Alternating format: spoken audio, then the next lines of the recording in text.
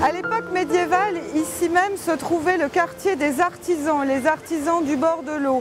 Les noms des rues d'ailleurs rappellent toutes ces activités. On avait la rue du Massacre un peu plus haut qui indiquait l'endroit où se trouvait l'abattoir, la rue de la Tannerie où nous sommes, où se trouvaient les tanneurs, un peu plus loin la foulerie où on avait les drapiers, ceux qui foulaient la laine pour faire le drap.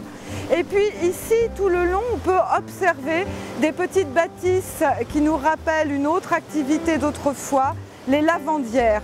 Ces petits lavoirs étaient donc installés tout le long de la rivière et on en trouve le plus souvent dans la partie la plus propre, c'est-à-dire en amont et non en aval, et parce que évidemment la saleté que pouvaient dégager certaines activités les empêchait de travailler.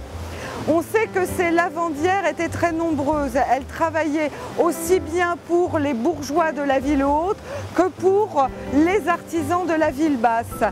Elles travaillaient avec une planche qu'elles mettaient au niveau de l'eau pour pouvoir battre le linge et en même temps, au-dessus, il y avait le séchoir pour sécher ce linge. Ces lavandières étaient très mal payées, mais pourtant c'était un métier très important dans la ville. En effet, au moment des grandes lessives de printemps, eh bien c'était là que l'on apprenait toutes les nouvelles.